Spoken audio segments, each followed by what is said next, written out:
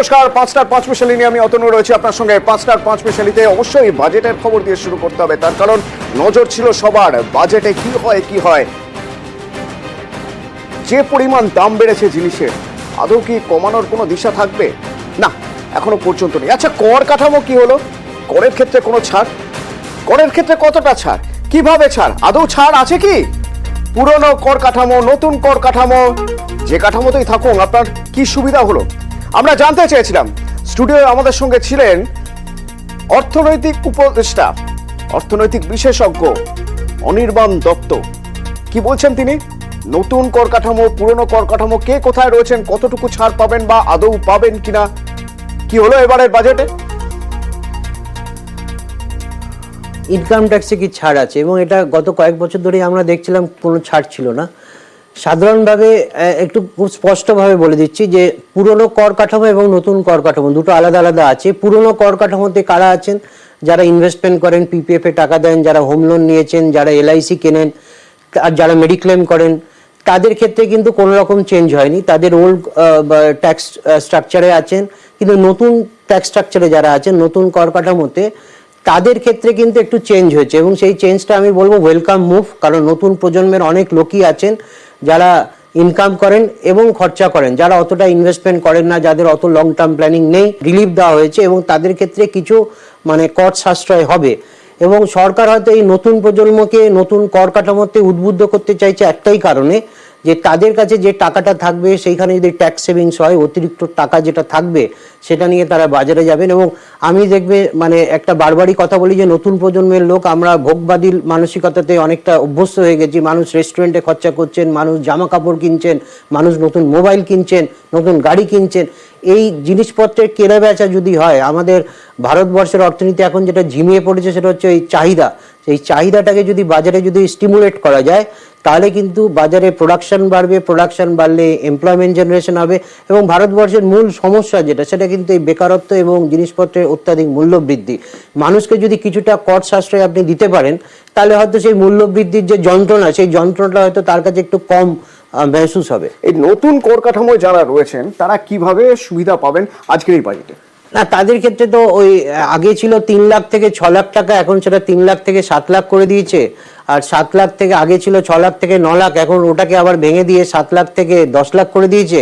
তাতে এক্সাক্ট ক্যালকুলেশনটা আমি অলরেডি যদি মুখে বলা যায়, সেখানে সাধারণভাবে একটা 87 এর রিবেট আছে, সেই রিবেটটা পাওয়া যায়। স্ট্যান্ডার্ড ডিডাকশন যেটা 50,000 টাকা ছিল, সেটাকে বাড়িয়ে 75,000 টাকা করে দেওয়া হয়েছে। আমাদের ধরুন কারোর ইনকাম যদি 7,75,000 টাকা হয়, তাহলে স্ট্যান্ডার্ড ডিডাকশন হচ্ছে তার ক্ষেত্রে 75,000 টাকা, তার তার ট্যাক্সেবল ইনকাম হয়ে যাবে 7 লাখ টাকা। এবং 7 লাখ টাকার উপরে যেহেতু একটা রিবেট আছে 87 এ, তাহলে তাকে কোনো ট্যাক্স দিতে হবে না। মোটামুটি আমি একটা যদি হিসেব বলি, 64,000 টাকার মধ্যে যদি কারোর ইনকাম থাকে মান্থলি, তাহলে কিন্তু আর তাকে কোনো ট্যাক্স দিতে হবে না, সে এন্টার টাকাটাই কিন্তু খরচা করতে পারে। কিন্তু আমি বলবো এটা একটুখানি রিস্কি প্রপোজিশন হয়ে যাবে, কারণ নতুন প্রজন্মের লোক, তাকেও কিন্তু একটা মেডিক্লেম করতে হবে। কারণ না হলে আগামী দিনে তার যদি কোনো শরীর খারাপ হয়, মেডিকেল এমার্জেন্সিস হয়, তখন কিন্তু ওই আয়ুষ্মান ভারতের কার্ড বা স্বাস্থ্যসাথীর কার্ড ছাড়া তার কাছে আর কোনো উপায় থাকবে না। সুতরাং আমি বলবো এটা হয়তো একটা সঠিক পদক্ষেপ যে বাজারটাকে স্টিমুলেট করার জন্য। কিন্তু প্রত্যেকটা মানুষ, আমরা তো বলি আত্মনির্ভর ভারত, প্রত্যেককে আত্মনির্ভর হতে হবে। মানুষ নিজের ভালোটা যাতে নিজে বোঝে, কত টাকা খরচা করবে, কত টাকা ব্যাংকে রাখবে, কত টাকা মিউচুয়াল ফান্ড করবে, কত টাকা শেয়ার ইনভেস্টমেন্ট করবে। কিন্তু ট্যাক্স দেওয়ার যে প্রবণতাটা মানুষের, সেক্ষেত্রে কিন্তু ট্যাক্স দেওয়ার যে প্রবণতা, সেখান থেকে মানুষ বেরিয়ে আসতে চাইছে। কারণ মানুষের এমনি কিন্তু প্রত্যেকটা জিনিস কিনতে গেলেই তাকে ট্যাক্স দিতে হচ্ছে। আপনি দেখবেন যে আমরা বলি ইনকাম ট্যাক্স ছাড়াও সারা দিনে আমরা যথেচ্ছ ট্যাক্স পেমেন্ট করি। আপনি যে জিনিসটা কিনবেন, প্রত্যেকটা জিনিসের উপরে জিএসটি আছে, তার ইনডাইরেক্টলি আপনি কিন্তু ট্যাক্স দিচ্ছেন। তো সাধারণভাবে মানুষ এখান থেকে একটুখানি যন্ত্রণা থেকে বেরোতে চাইছিলেন, তাদের জন্য একটা আমি বলবো মার্জিনাল রিলিফ হয়েছে, এবং এটা ওয়েলকাম মুভ।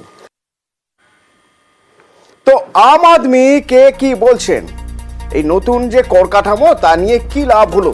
এই যে নতুন কর ব্যবস্থায় যে কর কাঠামো, সেই নতুন ব্যবস্থায় কর কাঠামোয় কি লাভ হলো চট করে একবার জেনে নিই।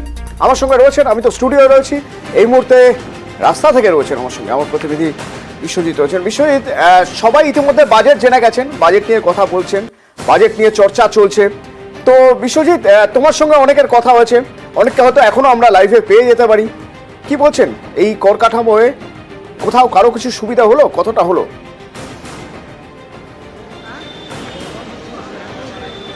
একদমই আমরা সাধারণ মানুষ যারা আছে তাদের সঙ্গে একবার কথা বলার চেষ্টা করব।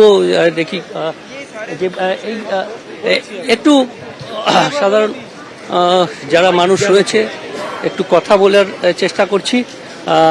বিষয় কর কাঠামোর থেকেও বড় বিষয় হচ্ছে আম আদমি কি পেলো এই বাজেট ছিল। হ্যাঁ একদম হ্যাঁ, আম আদমি বাজেট থেকে কে কি পেলো যদি একটু কারো থেকে জানা যায়। তোমার সঙ্গে অনেকের কথা হচ্ছে, তারা কি বলছেন তোমার থেকে প্রথমে একটু শুনে নি। একদমই একদম দাদা একটু দাঁড়াবেন। আজকে সেন্ট্রালের বাজেট ছিল, এই যে ট্যাক্স হয়েছে বিষয় তোমার থেকেই শুনি, তোমার থেকে শুনে নি।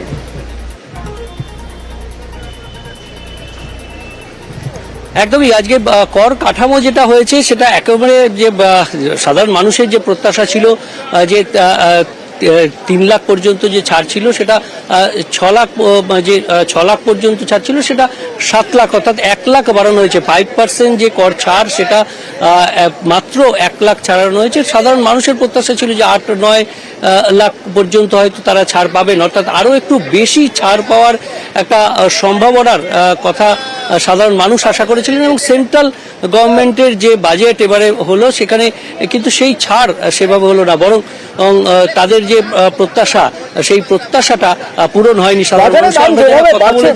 প্রত্যেকটা জিনিসের এদিকে নির্মলা সীতারামন অর্থমন্ত্রী তিনি আজ বাজেট পেশের সময় বলছেন মূল্য বৃদ্ধি নিয়ন্ত্রণে রয়েছে।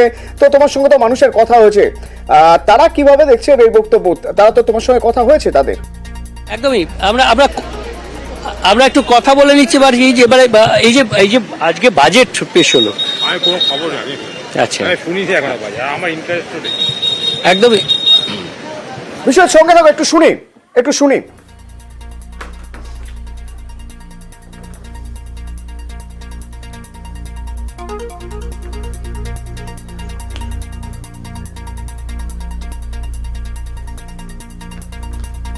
হ্যাঁ, অসুবিধা তো প্রচুরই হয়, কিন্তু কি করব, রোগের জন্য তো ওষুধ কিনতেই হবে, উপায় নেই। আর আমরা মিডিল ক্লাস মানুষদের তো বেশি প্রবলেম হয়ে যায় ওইটাই, যে এইটুকু আমাদের ইনকাম সোর্স অনুযায়ী সংসারই চলে না ঠিক করে, তার মধ্যে থেকে আবার ওষুধেরও ম্যানেজ করা।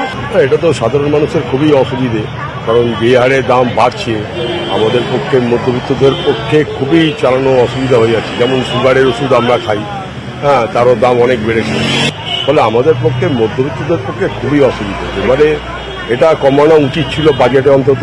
বিশাল অসুবিধা, আমরা সাধারণ মানুষ তো বিশাল অসুবিধার মধ্যে পড়ে যাবো। এ বড় বড় এদের ভাষণ আছে, বুলি আছে, কাজের কাজ কিছুই নেই। বিষয় রয়েছেন আমার সঙ্গে। বিষয় মানুষের সঙ্গে যখন কথা হয়েছে, মানুষ দুটো জিনিস বলছেন বারবার, বাজার আগুন আর বাজেট যখন হচ্ছে আম আদমির কথা ভেবে অন্তত ওষুধের দামটা যদি একটু কমানো যায়, কিন্তু দুটোর কোনোটাই হয়নি। শুধু জীবনদায়ী 2-3টে ওষুধ ছাড়া কোনো ওষুধের দামই তো কমেনি, তাই না? একদমই দ্রব্যমূল্য বৃদ্ধি নিয়ে যেমন বাজেটে কোনো কথা নেই, বাজেটে কোনো আলোচনা নেই, ঠিক সেভাবেই যারা ওষুধ কেনেন প্রতিটি বাড়িতেই এই মুহূর্তে যে ওষুধ, এবং বিশেষ করে যাদের বাড়িতে বয়স্ক লোকেরা রয়েছেন সেখানে মেডিসিন একটা অত্যন্ত একেবারে জরুরি জিনিস, এবং সেই মেডিসিনের যে দ্রব্যমূল্য বৃদ্ধি হওয়াতে মেডিসিনের দাম ব্যাপকভাবে বেড়েছে। আমরা জানি যে করোনার পর থেকে এই মেডিসিনের দাম বেশ কিছুটা বেড়ে গেছে, এবং সেই জায়গায় দাঁড়িয়ে সাধারণ মানুষের একটা প্রত্যাশা ছিল যে এবারে বাজেটে অন্তত সেই জীবনদায়ী ওষুধ থেকে শুরু করে সাধারণ মানুষের যে সমস্ত ওষুধ প্রয়োজন হয়, সাধারণত আমরা যারা প্রায় ইউজ করি যে ক্যালপ জাতীয় ওষুধ, যে প্যারাসিটামল জাতীয় ওষুধ, সেই প্যারাসিটামল জাতীয় ওষুধ সেগুলোর দাম অনেকটা বেড়ে গেছিল।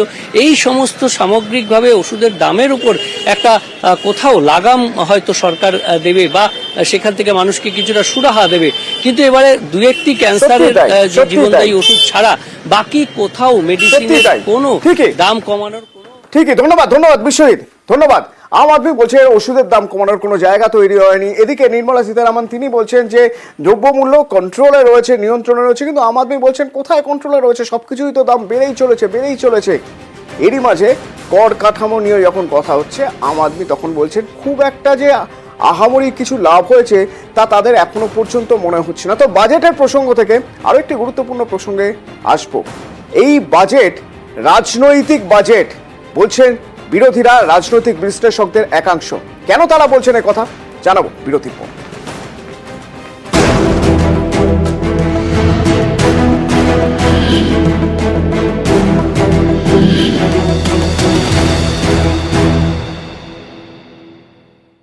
নিউজ ফ্ল্যাশ নিবেদন করছে সফেদ ডিটারজেন্ট পাউডার। मेरा सफेद तुरंत खुले भरपूर झाग दे मेरी चॉइस मेरा सफेद। এটা তো মাইথান স্টিল না। হ্যাঁ, পাড়া প্রতিবেশীরাও লাগিয়েছে। স্ট্রং মানে মাইথান স্টিল। দাঁত all formal sectors.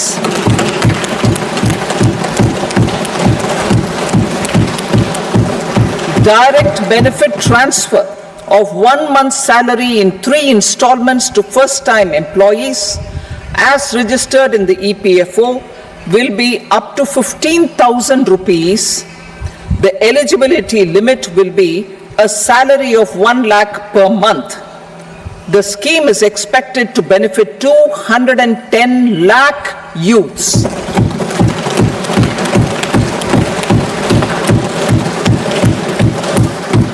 Scheme B, job creation in manufacturing. This scheme will incentivize additional employment in the manufacturing sector linked to the employment of first-time employees. An incentive will be provided at specified scale directly both to the employee and the employer with respect to the EPFO contribution in the first 4 years of employment. The scheme is expected to benefit 30 lakh youth entering employment and their employers.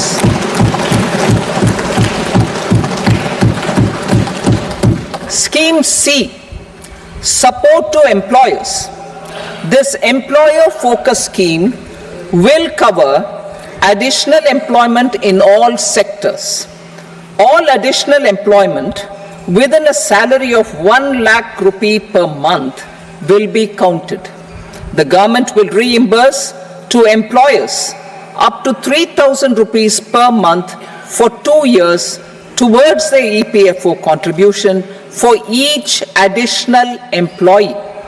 The scheme is expected to incentivize additional employment of 50 lakh persons.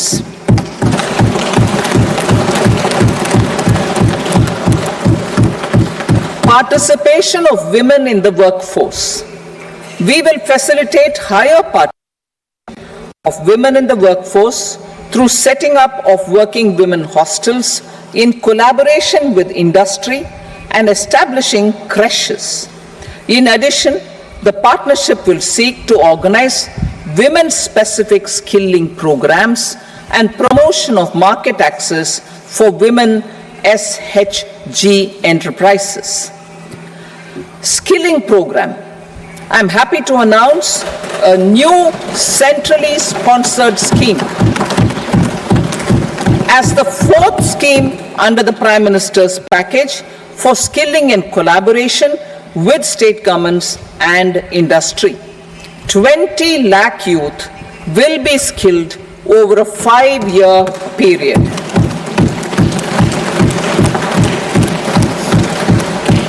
$1,000 industrial training institutes will be upgraded in hub and spoke arrangements with outcome orientation. Course content and design will be aligned to the skill needs of industry and new courses will be introduced for emerging needs. Skilling loans. The model skill loan scheme will be revised to facilitate loans up to 7.5 lakh rupees with a guarantee from a government promoted fund.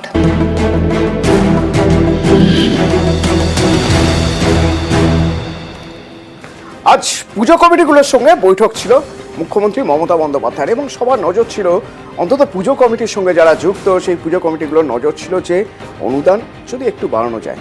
Budget, যে বাজেটে মূল্যবৃদ্ধির নিয়ন্ত্রণে বলা হচ্ছে অথচ যে বাজেটে পশ্চিমবঙ্গের ভাড়ারে কিছুই দেওয়া হয়নি সেই বাজেট নিয়ে রীতিমতো সমালোচনার পরেও নিরাশ করলেন না মুখ্যমন্ত্রী। পুজোর জন্য ক্লাবগুলিকে 15,000 টাকা বাড়তি অনুদান দেওয়া হচ্ছে, অর্থাৎ 70,000 গত বছর দেওয়া হয়েছে, এবার দেওয়া হবে 85,000। প্রথম যখন শুরু করেছিলাম 25,000 দিয়ে, তারপরে আস্তে আস্তে 70 এসছে, এবার 70 থেকে স্ল্যাবটা বাড়িয়ে 85,000 করে দিলাম। তো পুজো কমিটির যারা ছিলেন এই বৈঠকে তারা বেরিয়ে এসে তারা কি বলছেন, কিভাবে দেখছেন, তাদের সঙ্গে রয়েছে আমার প্রতিনিধি সোমরাজ। বাজেটে রাজ্যের ভরার শূন্য, রাজ্যকে কিচ্ছু দেওয়া হয়নি, মুখ্যমন্ত্রী নিজে সে কথা বলেছেন। এরকম একটা জায়গায় দাঁড়িয়েও পুজোর জন্য, উৎসবের জন্য পুজো কমিটিগুলির অনুদান 70 থেকে বাড়িয়ে 85 করা হলো। তো পুজো কমিটির উদ্যোক্তা যারা রয়েছেন তার সঙ্গে তারা কি বলছেন, কিভাবে দেখছেন?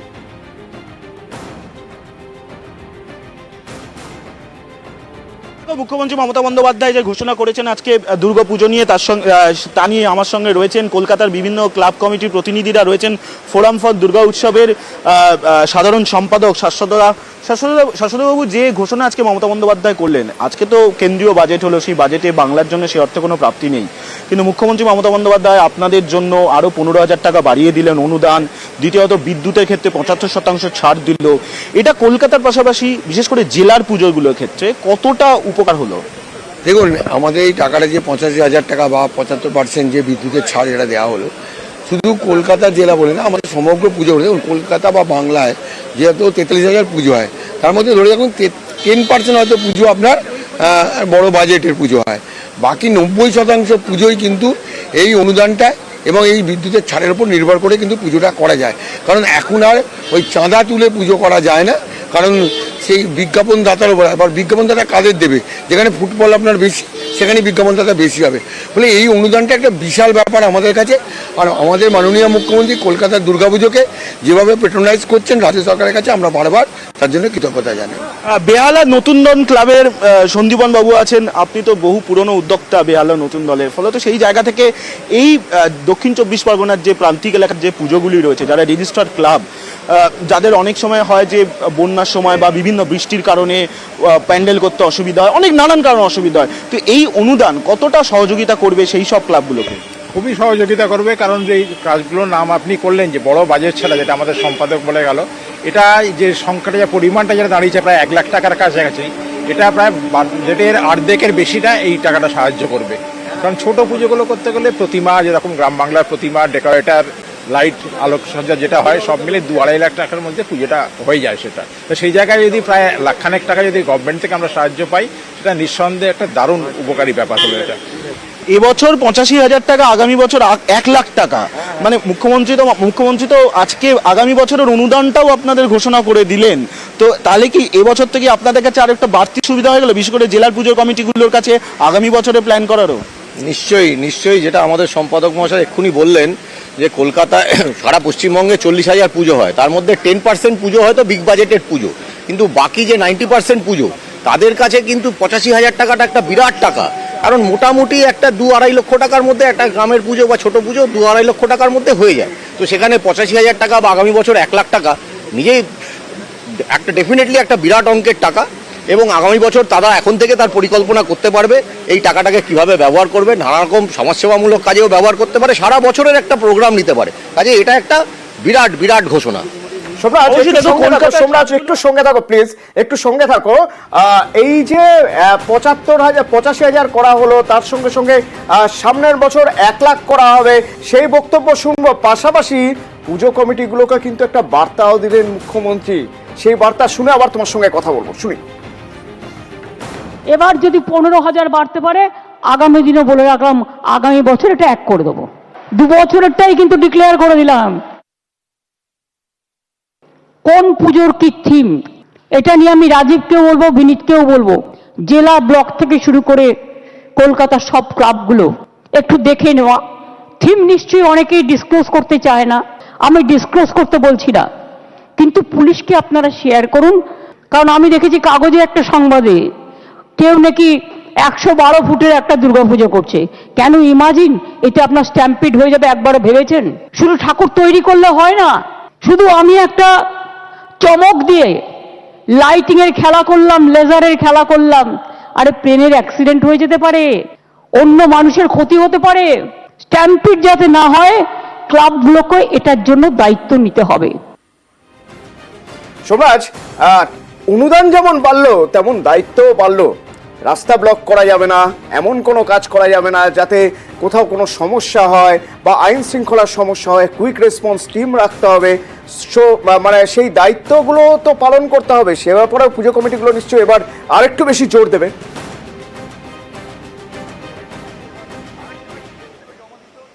হ্যাঁ দেখো, অবশ্যই আমি এই প্রশ্ন নিয়েও পুজো কমিটিগুলির কাছে যাব।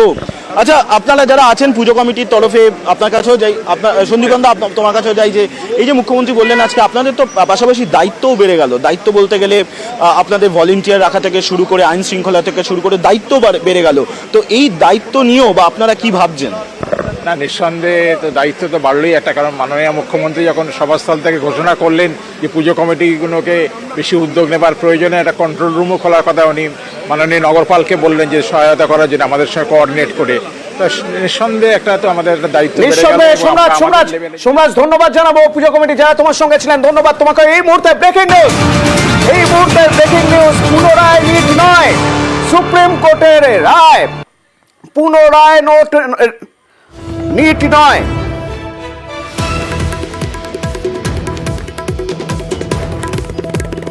আবেদনকারীদের আর্জি খারিজ হয়ে গেল সুপ্রিম কোর্টে। পুনরায় নিটের যে আবেদন করা হয়েছিল সেই নিটে কোনো পদ্ধতিগত ত্রুটির প্রমাণ মেলেনি, সাফ জানিয়ে দিল সুপ্রিম কোর্ট। সেক্ষেত্রে পুনরায় নিট নয়। আবেদনকারীরা তারা আবেদন করেছিলেন যাতে পুনরায় নিট নেওয়া হয়, পুনরায় পরীক্ষা নেওয়া হয়, সেই আর্জি খারিজ হয়ে গেল সুপ্রিম কোর্টে। নিটের কোনো পদ্ধতিগত ত্রুটি মেলেনি জানিয়ে দিল সুপ্রিম কোর্ট। আর সেই জন্যই সুপ্রিম কোর্ট নির্দেশ দিল পুনরায় নিট নয়।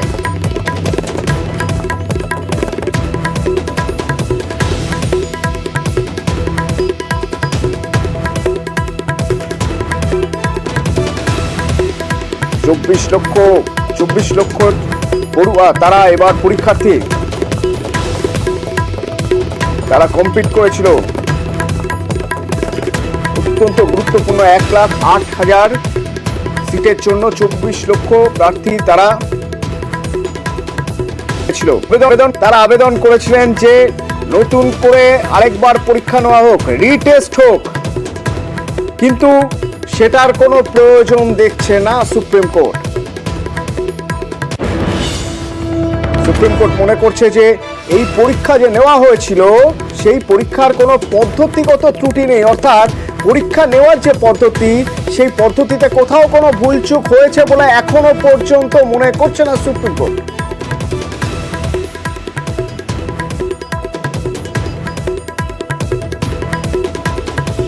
আর সেই জন্যই আবেদনকারীদের আবেদন খারিজ করে দিল সুপ্রিম কোর্ট, জানিয়ে দিল যে পদ্ধতিগত কোনো ত্রুটি যখন এখনো পর্যন্ত প্রমাণ হয়নি পরীক্ষার, তাহলে নতুন করে কেন পরীক্ষা? নতুন করে পরীক্ষা বা নতুন করে নিট নট জাস্টিফাইড।